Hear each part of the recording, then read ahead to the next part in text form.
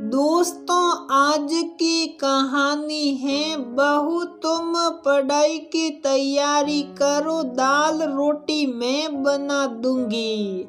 दोस्तों, कहानी शुरू करने से पहले अगर आपने हमारे चैनल को सब्सक्राइब नहीं किया है तो सब्सक्राइब कर लीजिए ताकि आपके पास पहुंचे हर नया वीडियो।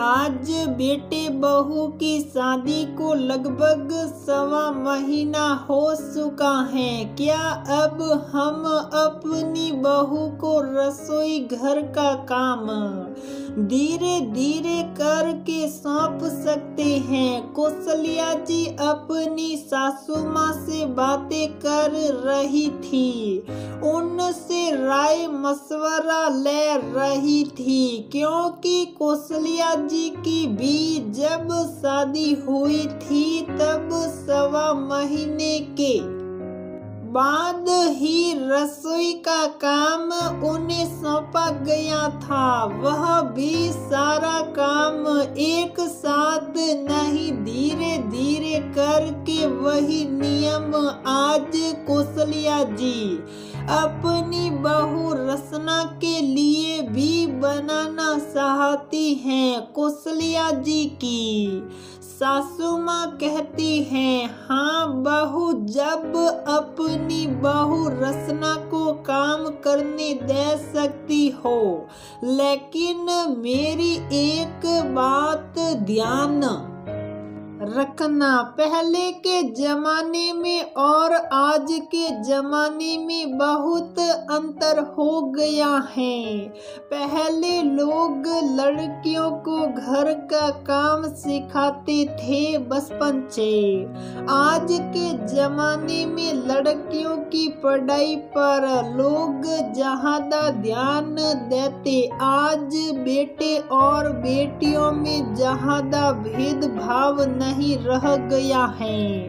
अधिकतर घरों में दोनों को समान तरीके से रहन सहन का तरीका बताया जा रहा है। कुछ एक बातों को छोड़कर पढ़ाई में भी लड़कियां आजकल पीछे नहीं रह गई। लड़कों के कंधे से कंधा मिलाकर हर क्षेत्र में आगे बढ़ रही हैं। कौशल्या जी को कुछ समझ नहीं आ रहा था। मेरी सासू माँ मुझे यह सब बातें क्यों बता रही हैं? आश्चर्य से उनकी बात सुनती जा रही थी।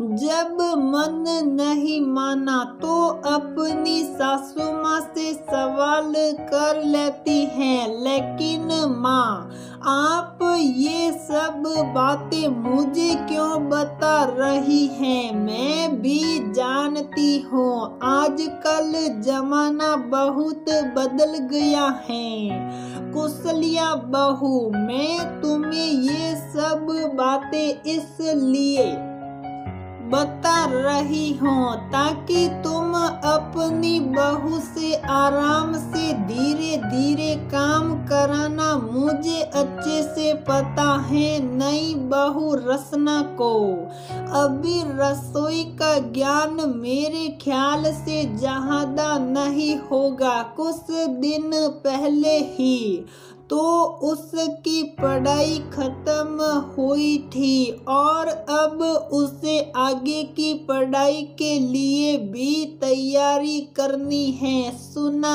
है बहू रानी सीए बनना चाहती हैं। दिन भर यदि रसोई का काम करेगी तो फिर तैयारी कैसे करेगी? अपनी बहू का सपना टूटने मत देना, जैसे मैंने तुम्हारा तोड़ दिया।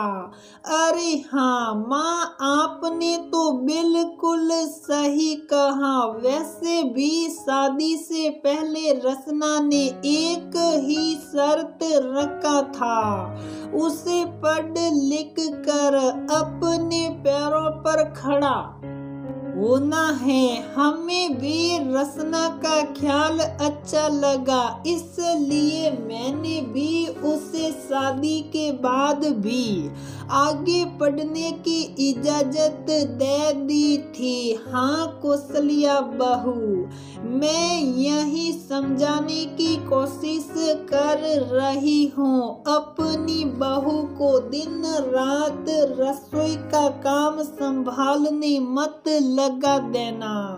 उसके सपनों को पूरा करने में तुम उसकी पूरी मदद करना। मैं जानती हूँ तुम भी जब शादी करके इस घर में नई नई आई थी, तुम्हारा भी यही सपना था। लेकिन मैं ठहरी पुराने जमाने की सास। तुम्हें मैंने बहुत तकलीफ दी थी, घर के कामों में लगा कर रखती थी, पढ़ाई का समय नहीं देती थी, जिस कारण तुम्हारे सपने अधूरे रह गए जॉब करने की। आज मुझे बहुत अफसोस होता है, इसलिए तुम्हें ये बातें बता रही हूँ। माँ, मुझे बहुत अच्छे से याद है। आप निश्चिंत रहे, मैं अपनी बहू के साथ खड़ी हूँ।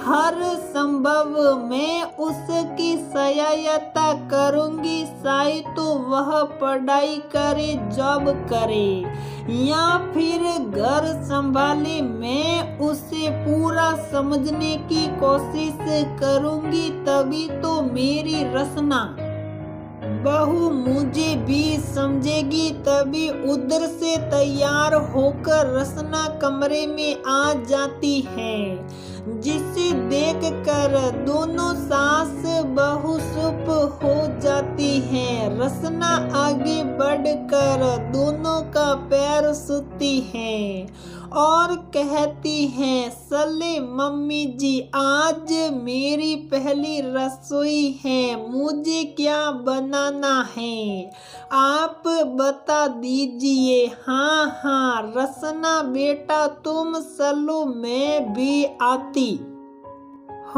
तुम्हें पहली रसोई में डरने की कोई जरूरत नहीं। तुम्हारी माँ नहीं तो क्या हुआ, तुम्हारी सासू माँ हमेशा तुम्हारे साथ खड़ी रहेगी। रश्मि बेचारी अपनी सासू माँ की बात को अच्छे से समझ भी नहीं पाई, क्या कहना चाहती हैं।